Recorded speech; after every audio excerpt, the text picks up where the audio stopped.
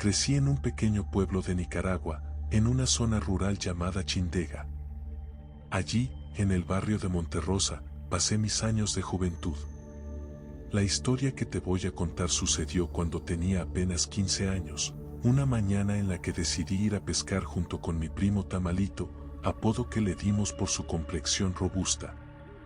Nos reunimos temprano, como de costumbre, cargados con todos los implementos necesarios para nuestra aventura, anzuelos, cuerdas y gusanos como carnada.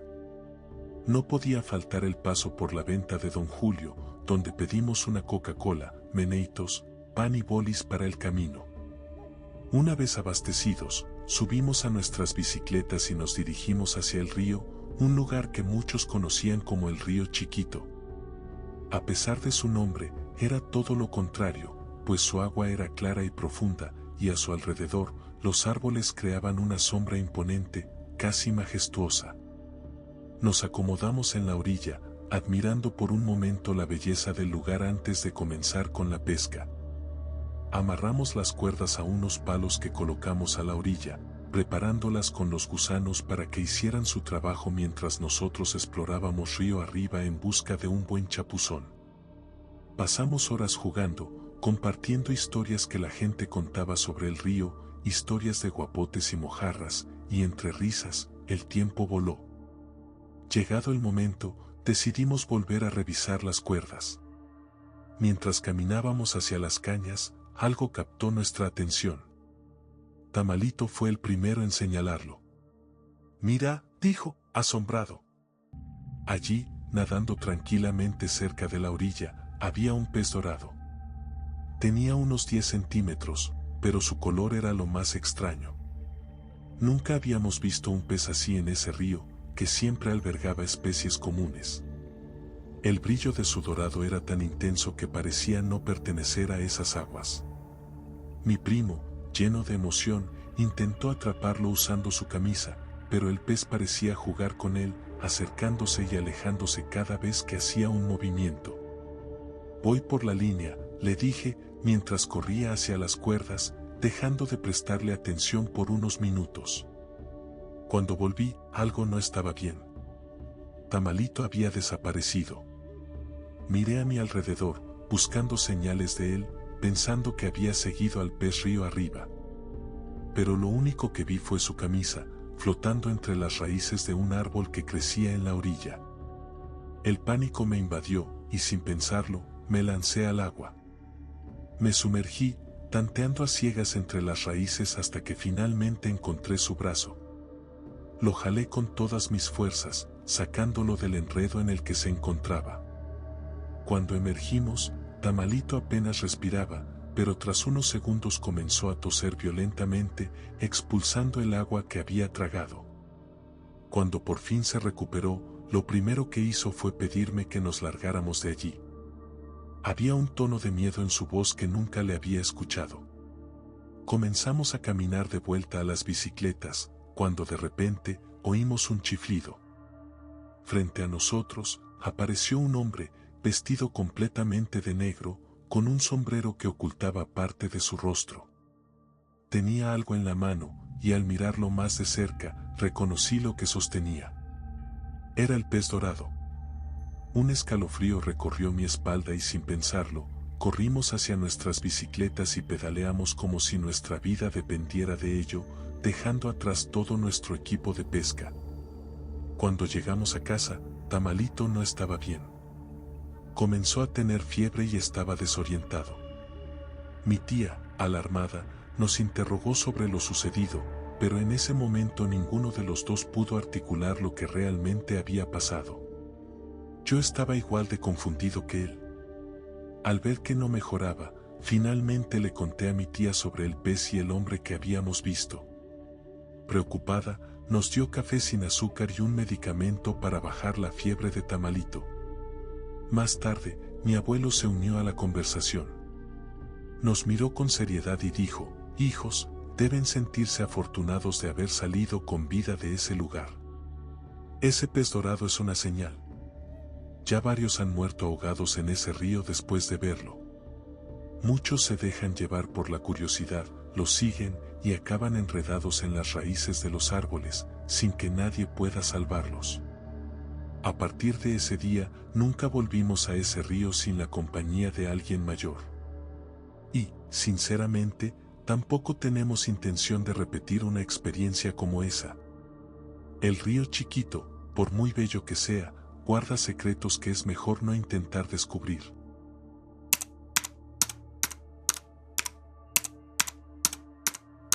Cuando tenía alrededor de 11 o 12 años, mis padres y yo fuimos a visitar la casa de una tía que vivía en las afueras de la ciudad. Esta tía era devota de la santería y debo admitir que el ambiente en su casa siempre me resultó algo inquietante. Desde que cruzabas la puerta, sentías una atmósfera pesada, casi opresiva, como si todas las figuras de santos y velas encendidas que había por toda la sala te estuvieran mirando. No era el lugar más cómodo para un niño. Mi prima, que era mayor que yo, ya no tenía mucho interés en jugar, lo que me dejaba sin mucho que hacer. Mientras intentaba distraerme, el entorno me envolvía, las sombras de las figuras y el brillo de las velas encendidas parecían moverse de maneras extrañas, lo que hacía que me sintiera aún más nervioso. Para colmo, esa tarde se desató una tormenta terrible. Los fuertes vientos derribaron algunos árboles, por lo que mis padres decidieron que sería más seguro pasar la noche en casa de mi tía.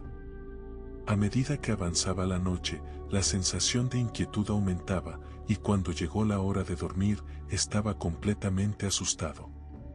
Compartía habitación con mi prima, quien me contó que solía pedirle ayuda a los santos para que le fuera mejor en la escuela.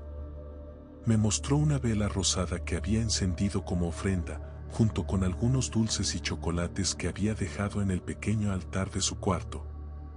La luz de la vela iluminaba débilmente la habitación, pero esa misma luz hacía que las sombras de las figuras de los santos en las paredes parecieran moverse. Estaba tan asustado que no podía cerrar los ojos, y cada pequeño sonido me hacía saltar de miedo. Después de lo que parecieron horas, comencé a escuchar un crujido familiar. Era el sonido de envoltorios de dulces moviéndose, pero no había nadie más en la habitación que pudiera haberlos tocado. Mi corazón empezó a latir más rápido, y aunque no quería mirar, mis ojos se dirigieron al altar. Lo que vi me dejó petrificado. Las sombras se movían por sí solas, y aunque no había nadie allí, los dulces se deslizaban lentamente. Fue entonces cuando vi algo que me heló la sangre, pequeñas sombras, como si fueran personas diminutas, se movían rápidamente alrededor de los dulces, haciendo ruidos extraños, casi como gruñidos. Sentí que el aire se volvía más frío a mi alrededor y mi cuerpo entero comenzó a temblar. Intenté gritar, pero mi voz no salió. Estaba completamente paralizado. De repente, una de esas pequeñas sombras saltó sobre la cama y me tocó los pies. Esa sensación fue lo que me sacó de mi parálisis, y empecé a moverme desesperadamente, pateando y agitando los brazos para quitármelos de encima. Finalmente, logré gritar con todas mis fuerzas, lo que hizo que mi tía corriera a la habitación. Encendió la luz y me encontró temblando, cubierto de sudor y sin poder hablar. Trató de calmarme, pero seguía aterrorizado. Me llevó a su cuarto, me sentó frente a ella y comenzó a rezar. Mientras lo hacía, sostenía un collar de perlas de colores negro, rojo y blanco, que pasaba por sus dedos mientras murmuraba las oraciones. Cuando terminó, me dio el collar y me dijo que lo llevara siempre como protección. Me aseguró que lo que había visto no era algo que pudiera entender y que debía estar tranquilo, pues ya todo pasaría. No sé cómo, pero esas palabras me tranquilizaron lo suficiente como para quedarme dormido profundamente. A la mañana siguiente, cuando mis padres me recogieron, no le conté a nadie lo que había ocurrido. Mi madre me pidió que mantuviera lo sucedido en secreto, diciendo que nadie lo entendería. Sin embargo, cada vez que pienso en esa noche, el miedo regresa. Recuerdo cada sombra, cada sonido, y me pregunto si mi prima alguna vez había visto algo similar antes. Pero nunca me atreví a preguntarle. No quería revivir ese horror. A pesar de los años que han pasado, esa experiencia aún me atormenta, y aunque trato de distraerme y seguir con mi vida, la sensación de haber estado en contacto con algo que no pertenece a este mundo sigue persiguiéndome. Mi madre siempre dice que hay cosas que es mejor no tratar de entender, y creo que tiene razón. Algunas puertas es mejor no abrirlas.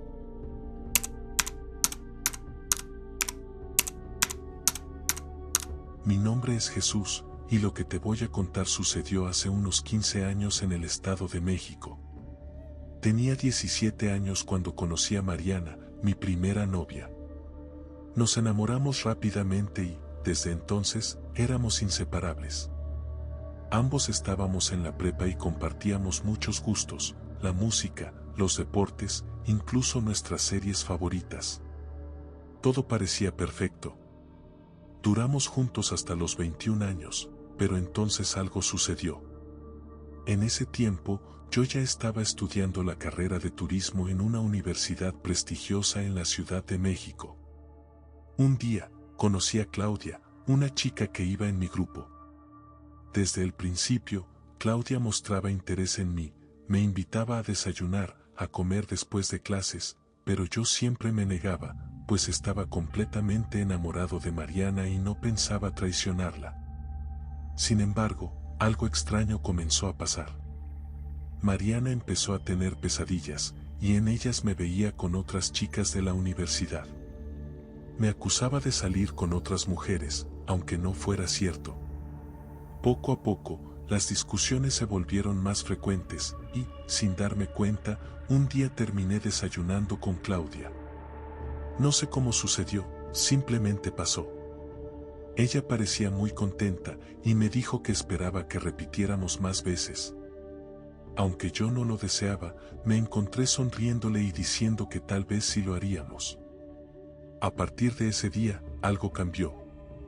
Las discusiones con Mariana se volvieron insoportables y, de un momento a otro, me pidió que termináramos.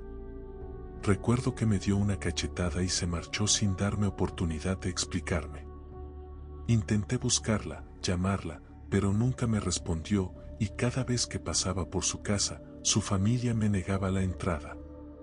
Mientras tanto, Claudia parecía estar en todos lados. Nos encontrábamos en el camión, en los pasillos, como si algo la empujara hacia mí. No sé en qué momento, pero terminamos siendo novios. Sin embargo, yo no la amaba. Por dentro, algo me decía que no debía estar con ella, pero cada vez que intentaba decírselo, no podía. Parecía que una fuerza invisible me detenía y no podía hacer nada. Comencé a enfermarme. Sentía un dolor terrible en la cintura que no me dejaba levantarme de la cama. Mi madre, preocupada, me llevó al médico, quien me recetó unos analgésicos, pero el dolor no desaparecía. Pasé semanas así, con Claudia a mi lado, sin entender cómo había llegado a ese punto. Un día, mi madre decidió llevarme con una señora que sobaba y, según decían, también sabía de brujería. Cuando llegamos, la señora me miró y, sin que yo le dijera nada, me dijo que alguien me había hecho un trabajo. Mi sorpresa fue enorme. Le conté lo que había sucedido, y ella me explicó que Claudia me había hecho un amarre para que no pudiera dejarla. Me hizo una limpia con hierbas y velas, y me dio instrucciones precisas sobre lo que debía hacer en casa. A los pocos días, empecé a sentirme mejor y finalmente reuní el valor para decirle a Claudia que no quería seguir con ella. Se enojó mucho, me gritó que nunca sería de nadie más, que solo le pertenecía a ella. Pero no le hice caso y me alejé. Lo primero que hice fue ir a buscar a Mariana. Después de mucho insistir, logré que me recibiera y pudimos hablar. Aclaramos las cosas y volvimos a estar juntos. Claudia dejó de ir a la universidad y parecía que todo había vuelto a la normalidad. Sin embargo, nunca olvidé lo que me dijo la señora que me hizo la limpia. Desde ese día, entendí que la brujería era real y que había fuerzas más allá de nuestro entendimiento que podían influir en nuestras vidas. Años después, formé una familia con otra persona y hasta el día de hoy, soy feliz. Pero hace poco, Claudia intentó contactarme nuevamente a través de redes sociales. No le he respondido, pero debo admitir que un pequeño temor se ha apoderado de mí. No sé si volverá a intentar algo, pero lo que viví en ese tiempo me dejó marcado para siempre.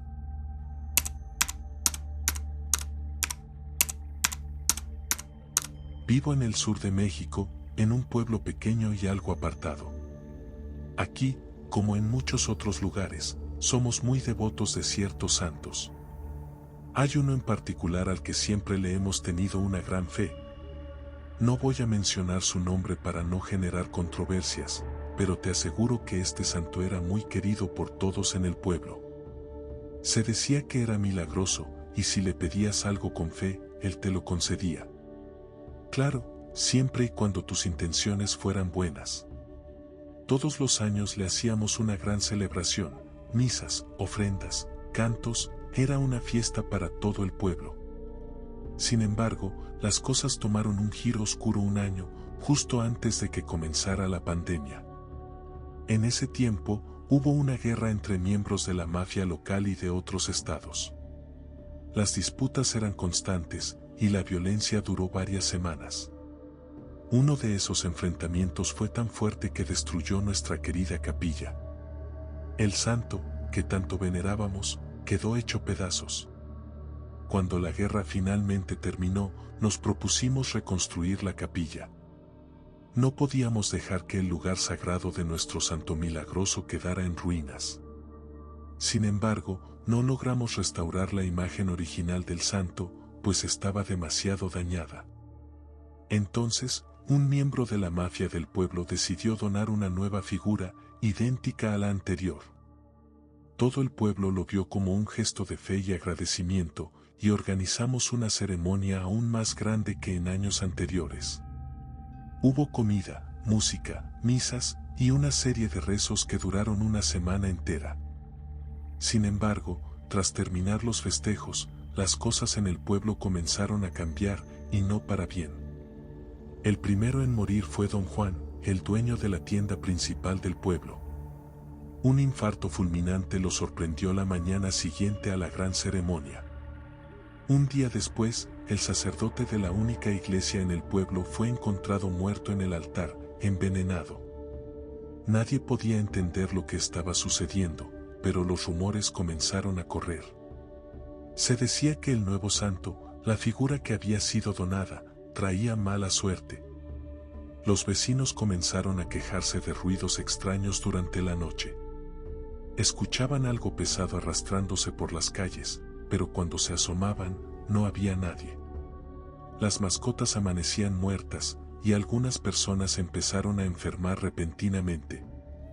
La situación llegó a oídos de un sacerdote del pueblo contiguo, quien decidió hablar con unos párrocos de la Ciudad de México. Cuando estos llegaron, no tardaron en darse cuenta de que algo no estaba bien con la nueva figura. A pesar de que muchos en el pueblo se negaban a creerlo, los párrocos insistieron en que la figura del santo estaba poseída por algo maligno. Decidieron quedarse unos días para investigar más a fondo y, de ser necesario, llevar el asunto al obispo. La primera noche no pasó nada. Sin embargo, la segunda noche fue muy diferente. A eso de la medianoche, los párrocos escucharon el mismo ruido que muchos en el pueblo habían descrito, algo pesado arrastrándose por las calles. Tomaron sus rosarios y salieron a investigar. Lo que vieron los dejó paralizados. La figura del santo estaba caminando por la calle, dando la vuelta en la esquina más cercana. Aterrorizados, corrieron hacia él, rezando en voz alta mientras los vecinos, que también habían salido de sus casas, observaban la escena. La figura avanzó hasta llegar a la cima del pueblo, donde, sin previo aviso, se detuvo y explotó en 1000 pedazos. El estallido resonó por todo el lugar, y en ese momento, un estruendo en el cielo, acompañado de una risa malévola, se hizo escuchar. A la mañana siguiente, todo parecía haber vuelto a la normalidad. Los párrocos explicaron que la violencia y el odio generados durante la guerra habían impregnado la figura, y esa energía negativa fue la causante de los males que cayeron sobre el pueblo. Desde entonces, hemos sido más cuidadosos con las ofrendas y los santos que veneramos. No todos los milagros provienen del bien, y algunas veces, lo que creemos que nos protege, puede estar haciéndonos más daño del que imaginamos.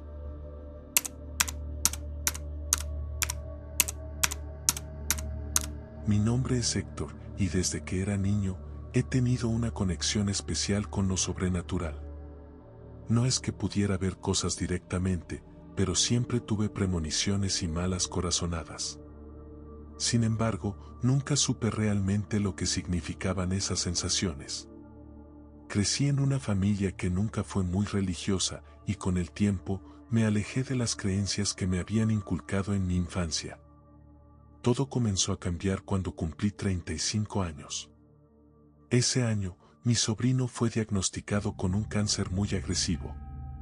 Los médicos no le daban más de un 10% de probabilidades de sobrevivir. Fue un golpe devastador para toda la familia. Apenas unos meses después, nos enteramos de que mi tía también tenía cáncer. El dolor fue doble, y no sabíamos cómo seguir adelante con tanta tragedia cayendo sobre nosotros en tan poco tiempo. Mi hermana, desesperada por buscar cualquier tipo de ayuda, contactó a un guía espiritual que conocía. Este hombre le dijo que yo era una persona especial, que tenía dones que podrían ayudar a mis familiares. Al principio, no creí nada de lo que me dijo. ¿Cómo era posible que yo, que ni siquiera practicaba ninguna religión, tuviera la capacidad de sanar a alguien? A regañadientes, accedí a tener una videollamada con el guía. Durante la conversación, me explicó que tenía un don de sanación, algo con lo que había nacido, pero que nunca había desarrollado. Me habló de la importancia de abrir mi tercer ojo y cómo podría canalizar mi energía para ayudar a sanar a mis seres queridos. Para ser honesto, no creí en nada de lo que me dijo. Pero a medida que la salud de mi sobrino y mi tía empeoraba, decidí intentarlo. El guía me dio instrucciones sobre cómo debía realizar ciertas oraciones y cómo dirigir mi energía hacia ellos, incluso si no estaba físicamente presente. Las primeras veces que lo intenté, sentí un mareo intenso y dolor de cabeza. En una de las sesiones, mis manos se entumecieron completamente y en otra ocasión, sentí un cansancio abrumador. A pesar de todo, seguí adelante. Después de algunas semanas, algo increíble sucedió. Los médicos nos dijeron que el tumor de mi sobrino se había reducido en un 50%. Todos estaban sorprendidos, porque los tratamientos no habían sido tan largos como para que esto fuera posible. Lo más asombroso fue que, poco tiempo después, mi sobrino fue sometido a una operación y el cáncer había desaparecido casi por completo. No había rastro de él. Con mi tía, el proceso fue diferente. Su cáncer no desapareció de inmediato, pero los médicos nos dijeron que estaba en un estado tratable con medicamentos, y un año más tarde, también se había curado por completo. No podía creer lo que había sucedido. Hasta el día de hoy, me cuesta aceptar que yo haya tenido algo que ver con sus curaciones. Siempre he sido una persona escéptica, pero no puedo ignorar lo que pasó. El guía me dijo que tenía un don y que, aunque no lo aceptara, era real. Desde entonces, he seguido ayudando a personas enfermas cuando puedo y muchas veces han mejorado. No sé si fue un milagro o si realmente tengo un don especial. Lo que sí sé es que, de alguna forma, lo que hice tuvo un efecto positivo. Tal vez sea hora de empezar a aceptar lo que siempre he negado. La vida me ha mostrado que hay cosas que simplemente no podemos entender.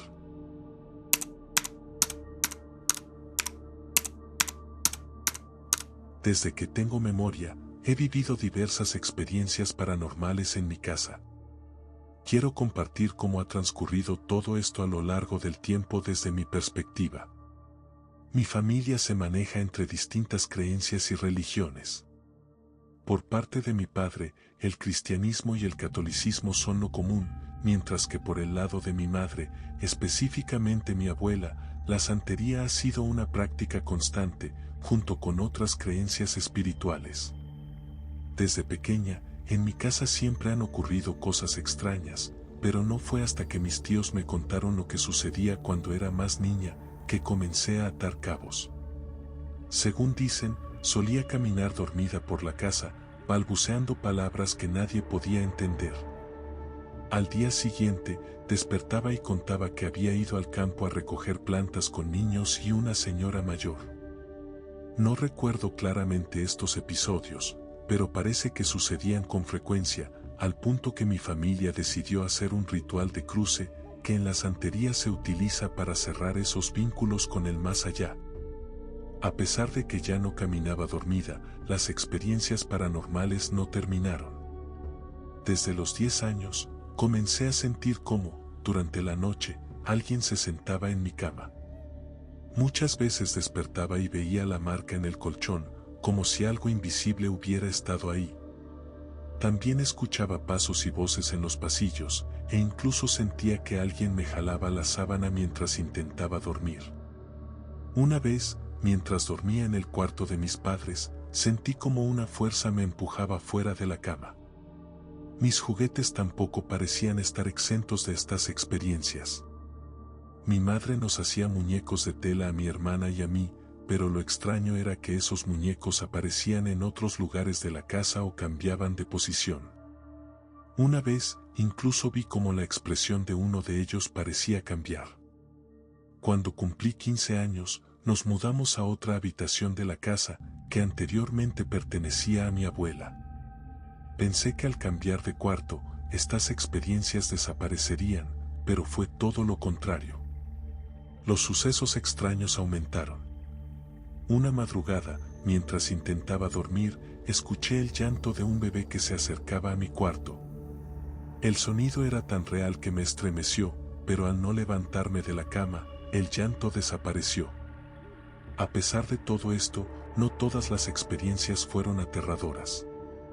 Una vez soñé que un hombre alto con camisa de cuadros estaba en nuestra casa. Cuando le conté a mi abuela sobre el sueño, me dijo que se trataba de mi abuelo fallecido, quien siempre prometió que cuidaría de la familia. Mi abuela me explicó que algunas veces los espíritus de nuestros seres queridos están con nosotros para protegernos, y desde entonces me he sentido más tranquila. Las puertas que se abren solas, los pasos en los pasillos, las risas inexplicables y los sonidos de platos moviéndose en la cocina se han vuelto algo común en mi casa. Ya no les temo tanto como antes. Aún así, la casa de mi abuela sigue siendo el lugar donde más cosas extrañas suceden, debido a los rituales que ella realiza. Creo que, en parte, hemos aprendido a convivir con estas presencias.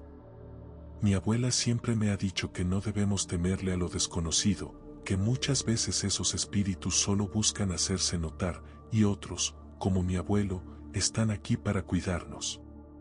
Con el tiempo, aprendí a vivir con estas situaciones paranormales, y aunque no entiendo del todo por qué ocurren, me he acostumbrado a ellas.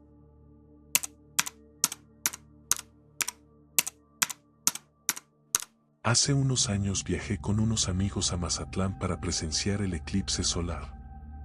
Viajamos desde la Ciudad de México con gran emoción, ya que nunca habíamos visitado Sinaloa, y escucharíamos muchas historias sobre la belleza de sus playas y su clima.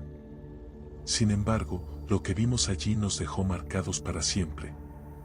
Llegamos 2 días antes del eclipse y decidimos aprovechar el tiempo para conocer una de las playas menos concurridas. Queríamos un lugar tranquilo para disfrutar del mar y relajarnos antes del gran evento. Al llegar, decidimos rentar una lancha para explorar un poco más allá de la costa. El lanchero que nos llevó nos comentó que, por la proximidad del eclipse, algunos animales marinos se acercaban a la orilla, lo que podría darnos la oportunidad de ver algo inusual. Navegamos por un rato y, para nuestra sorpresa, vimos a una ballena acompañada de su cría salir a la superficie. Fue un momento increíble. Todos nos quedamos boquiabiertos al ver a esos majestuosos animales tan de cerca. Después de un rato, regresamos a la playa. El sol ya comenzaba a ocultarse y el lanchero nos recomendó no quedarnos en la playa después de que oscureciera. Sin embargo, decidimos ignorar su advertencia. Esperamos hasta que la noche cayó completamente y la luna brillaba intensamente en el cielo. La playa estaba prácticamente vacía, pero nosotros queríamos seguir disfrutando del paisaje, así que nos escondimos detrás de unas rocas para no ser vistos por la guardia que patrullaba la zona. Desde allí, teníamos una vista impresionante del mar bajo la luz de la luna. De repente, Luis, uno de mis amigos, señaló algo a lo lejos. Al principio pensamos que era un tiburón, ya que lo que veíamos se movía rápido en el agua, pero mientras se acercaba, comenzamos a notar que no era un animal común. Su forma era extraña, nadaba muy cerca de la orilla, cuanto más se acercaba, más inquietante se volvía. Finalmente, lo vimos saltar fuera del agua, y lo que observamos nos dejó helados. Era una criatura con rasgos humanoides. Su piel tenía un tono grisáceo bajo la luz de la luna, sus ojos eran grandes y blancos, y aunque no pudimos distinguir bien sus facciones, carecía de orejas. En lugar de manos y pies, tenía aletas que movía con rapidez. La criatura volvió a sumergirse en el agua, desapareciendo tan rápido como había aparecido. No supimos qué hacer. El miedo nos invadió, y sin decir una palabra, salimos corriendo hacia donde habíamos dejado el coche. Mientras nos alejábamos, miramos una vez más hacia el mar y vimos una luz brillante en el horizonte, pero ya no había rastro de la criatura. La luz desapareció tan rápido como había surgido, y nosotros nos quedamos temblando de miedo. Al llegar al auto, tratamos de arrancarlo, pero no funcionaba. Tardamos varios minutos en lograr que el motor encendiera. Cuando finalmente lo hicimos, salimos disparados hacia el hotel. Esa noche ninguno de nosotros pudo dormir bien. Decidimos quedarnos en una playa más concurrida para presenciar el eclipse al día siguiente, ya que no queríamos volver a tener otra experiencia como esa. De regreso a la Ciudad de México, les contamos a nuestros familiares lo que habíamos visto, pero, como era de esperarse, nadie nos creyó. Nos dijeron que probablemente habíamos estado imaginando cosas por el cansancio del viaje. Sin embargo, todos los que estuvimos allí sabemos lo que vimos. Aquella criatura no era producto de nuestra imaginación, y hasta el día de hoy no hemos podido encontrar una explicación.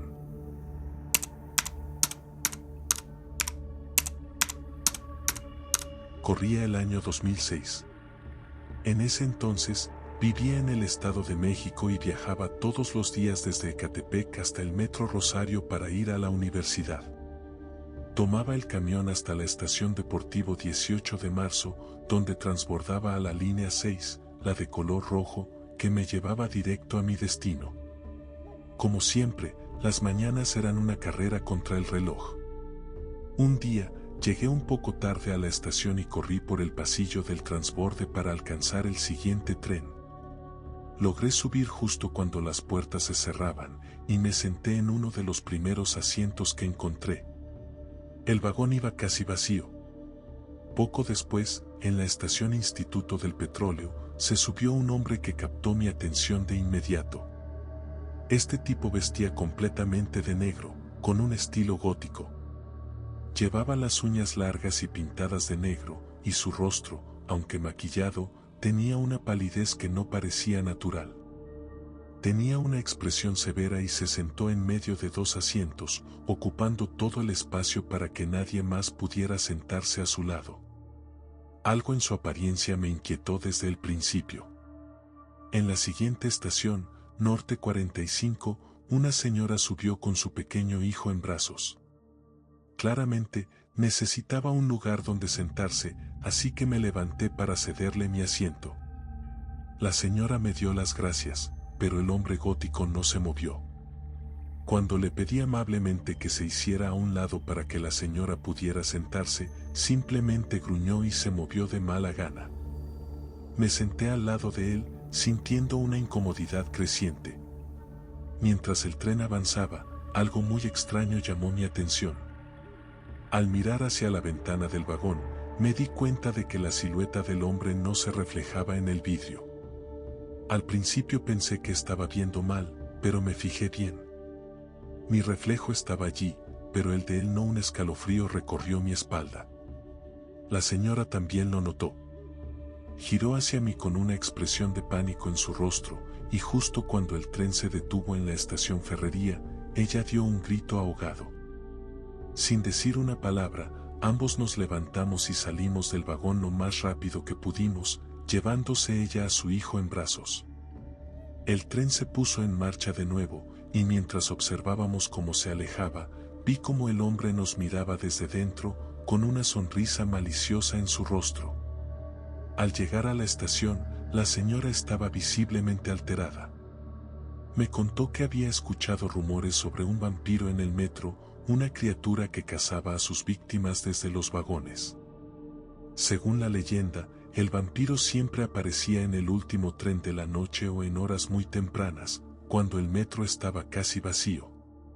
Aunque nunca había creído en esas historias, lo que acabábamos de presenciar era suficiente para hacerla dudar. Yo también estaba muy perturbado por lo sucedido. Nunca había escuchado esa leyenda antes, pero la imagen de aquel hombre sin reflejo y su sonrisa burlona me acompañó por mucho tiempo. Nunca volví a verlo en el metro, pero esa experiencia cambió la manera en que veía esos trayectos. Desde entonces, evité viajar en los primeros o últimos vagones, y siempre traté de no quedarme solo en el tren. Aunque muchas personas no me creen cuando cuento esta historia, sé lo que vi.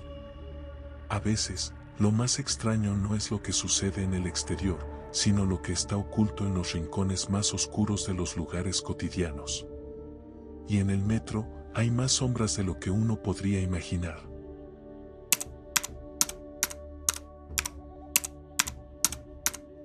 Mi nombre es Mariana y quiero compartir una experiencia que viví junto a mi novio y algunos amigos en una visita al bosque de la Marquesa, justo en el desierto de los Leones.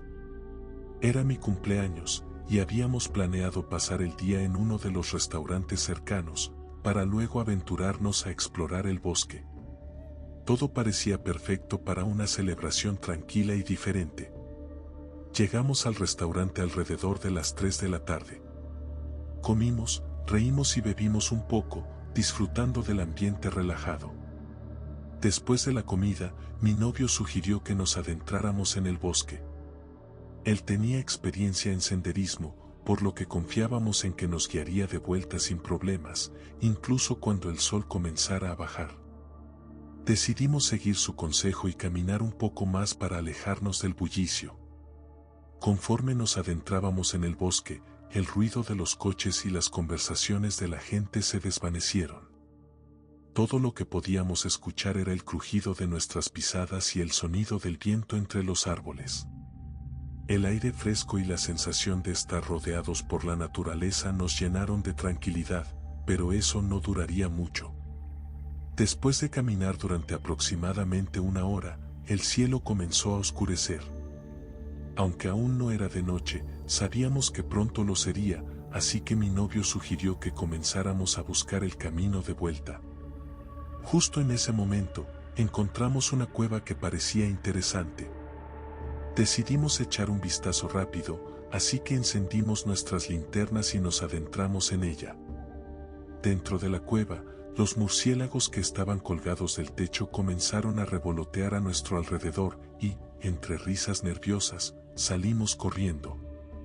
Nos reímos de lo asustados que estábamos por esos pequeños animales, pero la tensión se disipó rápidamente. Pensamos que esa sería la única sorpresa del día, pero estábamos equivocados. Mientras continuábamos el camino de regreso, algo extraño comenzó a suceder. Vimos que un grupo de aves volaba de manera errática, como si algo las estuviera asustando. Al seguir avanzando, nos encontramos con una luz brillante, muy intensa, que nos cegó por un momento. El sonido que acompañaba a esa luz era agudo, casi insoportable. Todos nos agachamos, buscando protegernos detrás de los árboles, pero no teníamos idea de qué estaba sucediendo. La luz desapareció tan rápido como había aparecido, pero algo en el ambiente había cambiado. Nos levantamos lentamente y decidimos ir a investigar el área desde donde provenía la luz. Lo que encontramos nos dejó helados. Había varios animales muertos a nuestro alrededor, y el suelo, que antes estaba cubierto de hierba y vegetación, ahora tenía marcas circulares perfectamente definidas. Parecía como si algo hubiera quemado el terreno con una precisión increíble. Sentimos el miedo apoderarse de nosotros, pero antes de que pudiéramos decidir qué hacer, notamos que una luz similar a la anterior volvía a aparecer, esta vez a lo lejos, en la cima de una colina cercana. Al observarla detenidamente, nos dimos cuenta de que había algo más dentro de la luz, una silueta. La forma era circular, con una especie de protuberancia en el centro, algo que nos recordó a las descripciones de los ovnis en las películas. En ese momento, el pánico nos invadió. Corrimos hacia donde habíamos dejado los autos, pero cuando intentamos arrancarlos, ninguno funcionó. Estuvimos allí, atrapados, durante varios minutos, viendo cómo esa luz en la colina se desvanecía lentamente hasta desaparecer por completo. Finalmente, los autos se encendieron y salimos de ese lugar lo más rápido posible. Desde ese día, tanto mi novio como yo hemos experimentado malestares físicos extraños. Hemos tenido problemas estomacales, vómitos y diarrea constantes. A pesar de haber consultado a varios médicos, todos nos dicen que estamos completamente sanos. Sin embargo, seguimos preocupados, y ahora estamos esperando una cita con un oncólogo. Tememos que esa luz que vimos en el bosque haya sido más peligrosa de lo que imaginamos.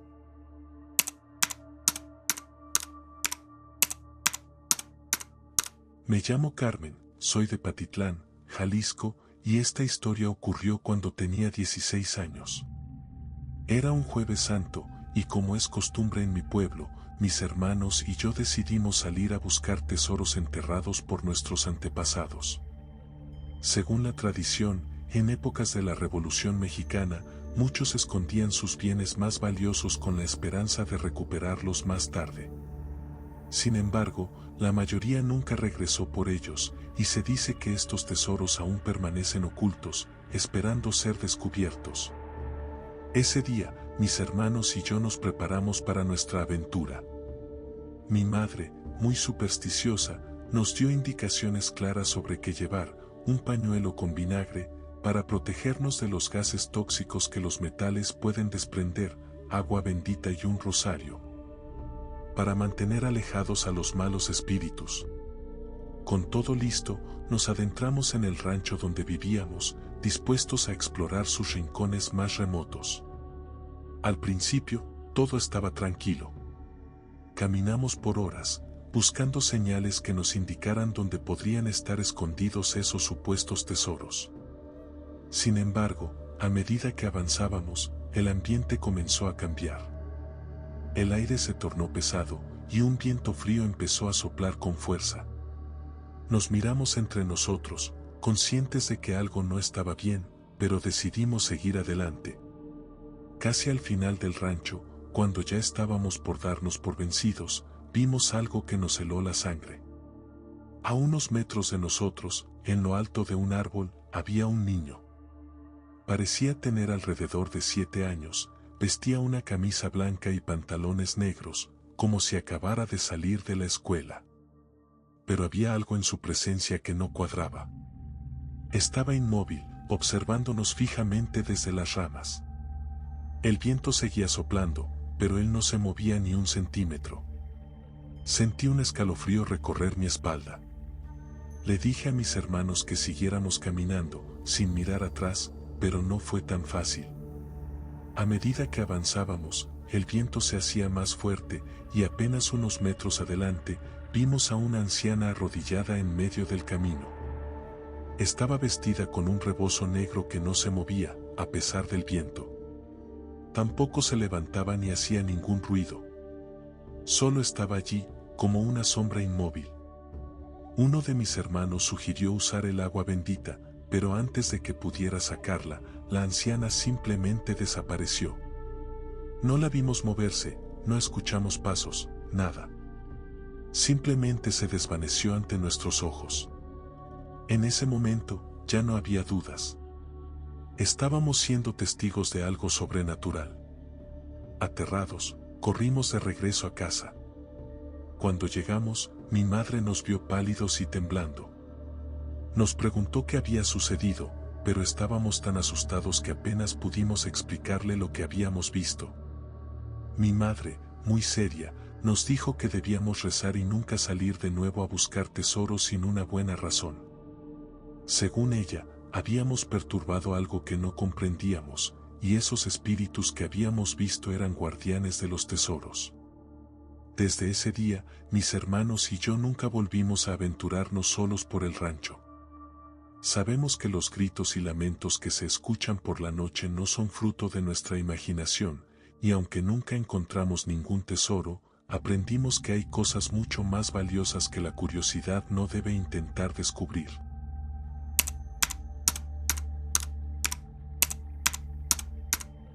Quiero contar esta historia bajo el anonimato, ya que trata sobre algo muy personal que le ocurrió a una amiga cercana, y no quiero que se entere de que estoy compartiendo lo que me confesó.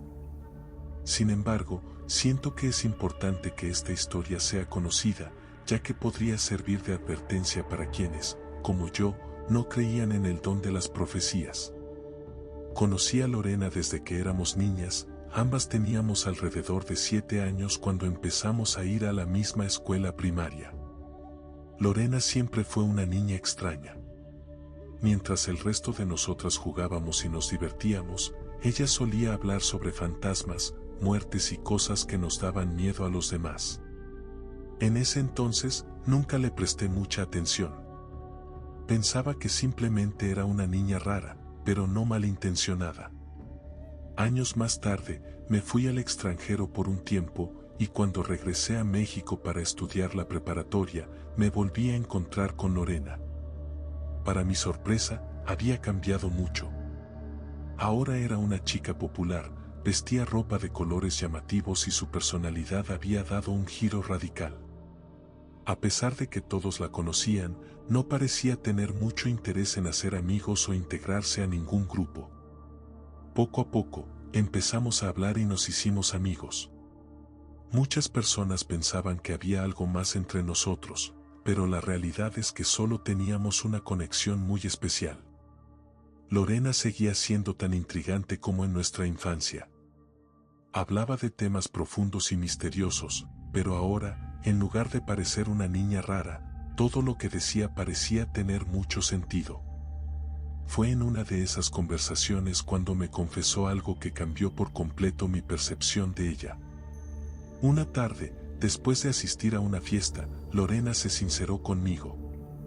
Entre copas y risas, me reveló que tenía el don de ver el futuro. Pero no eran visiones personales ni sueños sobre su vida. No, lo que ella veía eran acontecimientos a nivel mundial.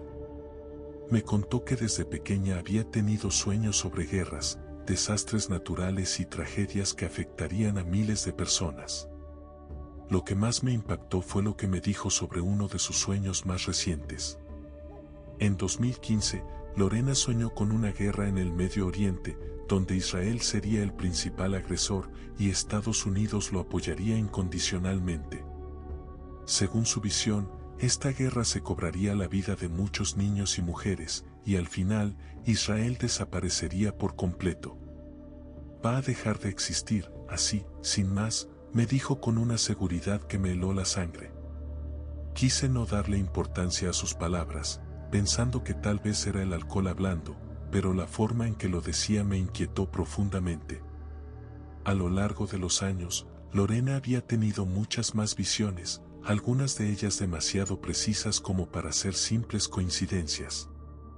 Desde esa noche, mi perspectiva sobre Lorena y el mundo cambió. Empecé a creer que tal vez hay personas que, como ella, tienen un don especial, uno que les permite ver lo que está por venir, aunque no puedan hacer nada para evitarlo. Aunque nunca más volvimos a hablar de sus profecías, Cada vez que sucede algo en el mundo que parece sacado de una pesadilla, no puedo evitar recordar sus palabras. No sé si las visiones de Lorena se cumplirán al pie de la letra, pero lo que sí sé es que hay cosas en este mundo que no podemos entender completamente. Y a veces, es mejor no preguntar ni buscar respuestas, porque lo que descubramos podría ser mucho más aterrador de lo que podríamos soportar.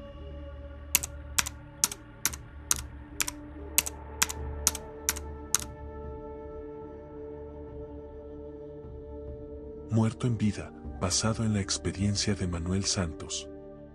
Nunca olvidaré el miércoles 12 de julio de 2017, el día en que, por unos momentos, creí haber muerto. Todo comenzó de madrugada, cuando me desperté para ir al baño.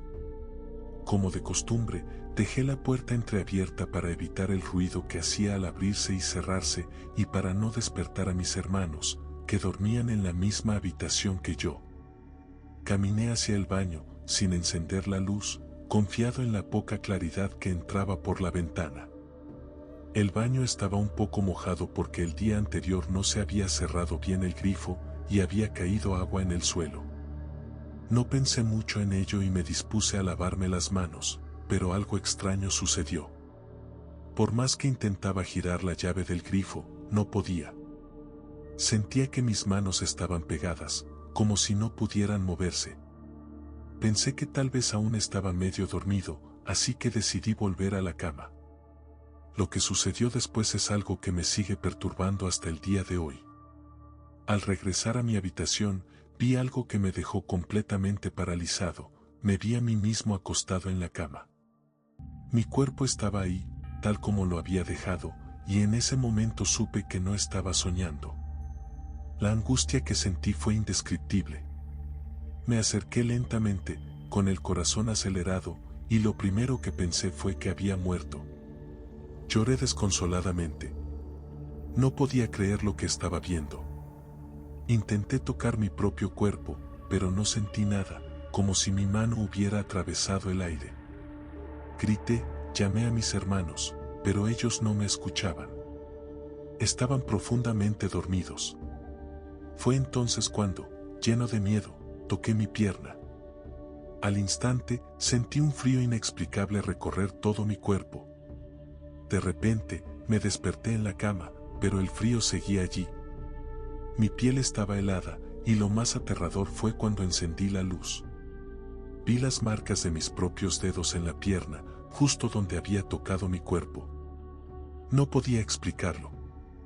Corrí al baño para verificar si había dejado alguna huella en el suelo mojado, y para mi horror, ahí estaban, las huellas de mis pies, perfectamente delineadas, como si hubiera caminado desde el baño hasta mi cama y viceversa. No pude dormir el resto de la noche. Mi mente no dejaba de repetir lo que acababa de suceder. ¿Había muerto y vuelto a la vida? ¿Había tenido alguna clase de experiencia cercana a la muerte?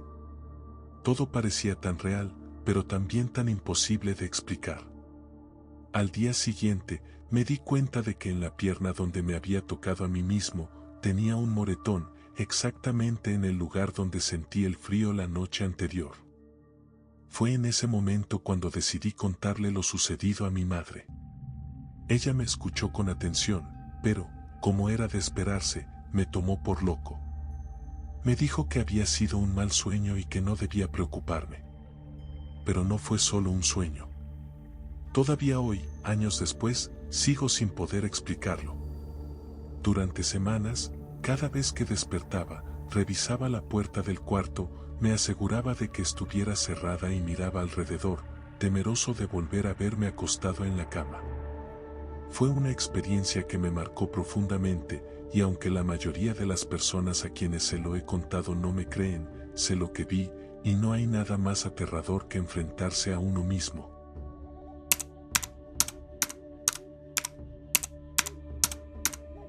Mi nombre es Eleonora, soy de Buenos Aires, y esta historia ocurrió cuando tenía 18 años.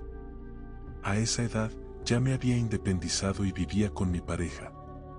Ambos trabajábamos en lo que podíamos para salir adelante, y uno de mis primeros empleos fue en una cadena de comida rápida muy conocida en Argentina. Recuerdo claramente un día en particular, cuando llegué temprano para abrir el local. Solo éramos 2 empleados y el encargado quienes hacíamos la apertura. Como de costumbre, entré directo al baño, que estaba en el primer piso, para hacer mis necesidades antes de comenzar el turno.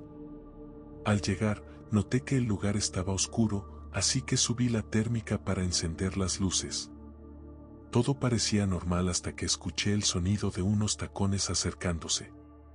Era un sonido inconfundible, alguien había entrado al baño. Mi primer pensamiento fue que se trataba de mi encargada, ya que ella solía usar zapatos de plataforma. No le di mayor importancia y me apresuré a terminar. Lavé mis manos lo más rápido que pude, pero algo extraño sucedió cuando miré por el espejo. Todas las puertas de los cubículos del baño estaban abiertas. No había nadie allí. Me quedé congelada por un momento, tratando de procesar lo que acababa de suceder. No había escuchado que alguien saliera del baño, y era imposible que simplemente hubiera desaparecido. Sentí un escalofrío recorrer mi espalda, pero no quise quedarme más tiempo para averiguar qué había pasado. Salí del baño rápidamente y traté de no pensar en ello el resto del día. Con el tiempo, dejé ese empleo y conseguí otro trabajo en un centro comercial, donde me desempeñaba como acomodadora de cines. Este lugar también tenía sus historias de terror. Los empleados decían que, durante la noche, cuando todo estaba cerrado, algunas personas habían visto aparecer a una niña o a un hombre mayor, figuras que simplemente se desvanecían en el aire. Al principio, no le presté mucha atención a esos rumores, pero hubo algo que me sucedió que me hizo reconsiderar. Un día, mientras limpiaba los baños, terminé de fregar los vidrios de los espejos y me giré para buscar el producto de limpieza. Cuando volví a mirar, noté que había huellas de manos grandes impresas en el cristal, como si alguien las hubiera puesto allí justo después de que lo limpié. Las limpié de nuevo, pero la sensación de que algo extraño estaba ocurriendo no me dejó en paz. Otro incidente extraño ocurrió una mañana, antes de que el centro comercial abriera. Estaba caminando por los pasillos cuando noté algo raro en el suelo, unas pisadas descalzas, llenas de barro. Lo más inquietante fue que esas huellas no podrían haber sido hechas por nadie que trabajara allí, ya que el lugar aún no estaba abierto al público. Con el tiempo, comencé a respetar más todo lo relacionado con lo espiritual. Aunque nunca llegué a ver una aparición con mis propios ojos, estos pequeños eventos me hicieron creer que tal vez había algo más allá de lo que podemos ver o explicar. A pesar de todo, seguí trabajando allí y traté de no darle más importancia de la necesaria, aunque en el fondo sabía que esas experiencias no eran normales. Agradezco a esta comunidad por permitirme compartir mi historia, y aunque lo que viví no fue tan aterrador como las historias de otros, fue suficiente para hacerme dudar de lo que creía y darme cuenta de que el mundo espiritual es algo que merece respeto.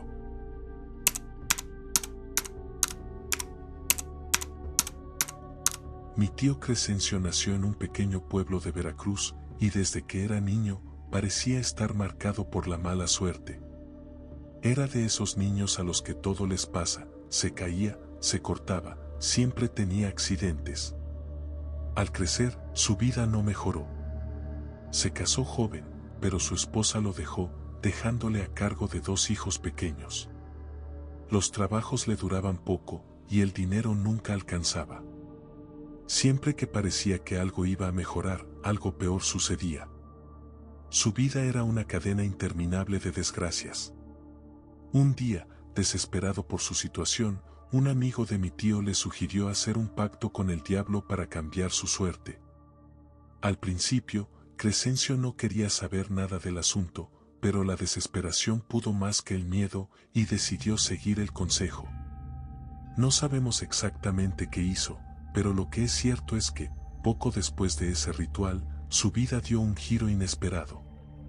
De repente, todo le empezó a ir bien. Los trabajos ya no faltaban, el dinero comenzó a llegar, y las desgracias que lo habían perseguido toda su vida parecieron desaparecer. Parecía que, por fin, la suerte estaba de su lado. Pero como todo lo que viene fácil, lo bueno no duró para siempre. Después de un año, mi tío comenzó a verse muy mal. A pesar de tener solo 45 años, se veía como un anciano de 65. Caminaba con dificultad y su salud se deterioraba rápidamente. Su mala racha había vuelto, pero esta vez, peor que antes.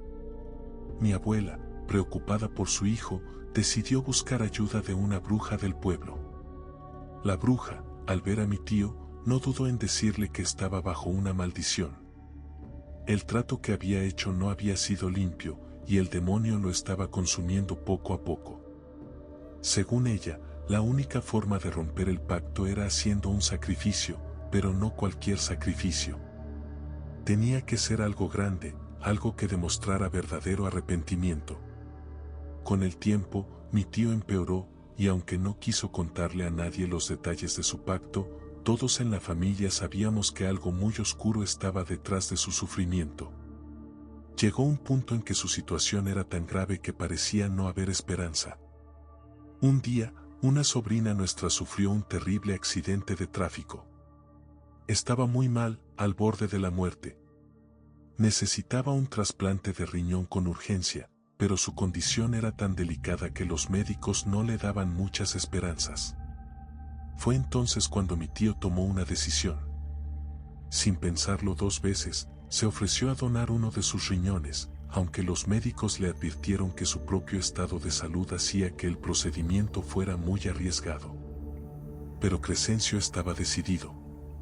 Antes de la operación, hizo una oración de arrepentimiento y pidió que, si su vida no podía salvarse, al menos la de su sobrina sí lo fuera. La operación fue un éxito.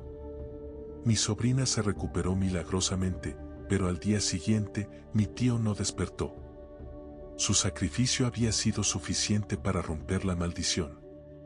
Su vida terminó, pero salvó la de alguien más, y creemos que con eso, encontró la paz que tanto había buscado.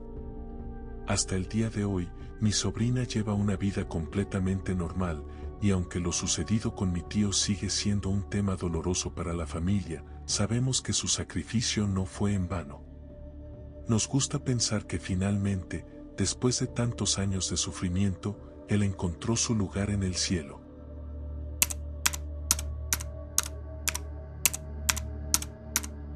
Era el año 2012, y yo estaba recién casado. Mi esposa y yo solíamos visitar a mis suegros con frecuencia, ya que vivían en el mismo municipio que nosotros, en Ecatepec. Era diciembre, y se acercaba la Nochebuena. Después de pasar toda la tarde y parte de la noche con mi familia política, decidimos que era hora de regresar a nuestra casa. Eran alrededor de las 11:30 de la noche cuando salimos en nuestro auto. Íbamos por la avenida central, una de las más grandes y transitadas del municipio, aunque a esa hora el tráfico era casi inexistente. Platicábamos sobre la cena de Navidad y sobre cómo sería bonito llegar a casa antes de la medianoche para seguir con la celebración. Todo parecía tranquilo hasta que llegamos a un puente que pasa sobre un canal. De repente, algo apareció en el carril frente a nosotros. Era un perro grande, completamente negro. Su pelaje era tan oscuro que apenas se distinguía en la penumbra, pero lo que me llamó más la atención fueron sus ojos, que parecían reflejar la luz de una manera extraña, como si brillaran en la oscuridad. Frené de golpe, y el coche se detuvo justo a tiempo para no atropellarlo.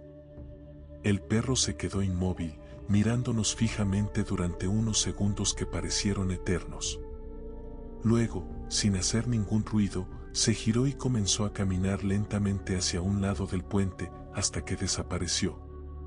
Mi esposa y yo nos miramos, sin decir una palabra. Lo más extraño de todo es que, al observar a nuestro alrededor, no había ningún lugar donde el perro pudiera haberse ocultado tan rápidamente. La zona estaba despejada, sin casas ni arbustos. Simplemente había desaparecido. Decidimos seguir nuestro camino, pero la experiencia nos dejó con una sensación de inquietud. Algo no estaba bien con ese animal. Un año después, en otra noche de diciembre, nos sucedió algo muy similar. Veníamos de regreso de una fiesta y al cruzar por el mismo puente, volvimos a ver al perro negro. Esta vez, apareció aún más repentinamente y tuve que maniobrar bruscamente para evitar atropellarlo. Cuando logramos detenernos, volteamos para buscar al perro, pero nuevamente, ya no estaba. Parecía haberse desvanecido en el aire. Esto nos preocupó mucho más, y cuando llegamos a casa, le conté lo sucedido a mi suegro. Él me escuchó con atención y luego me dijo que ese puente tenía fama de ser un lugar donde ocurrían muchos accidentes.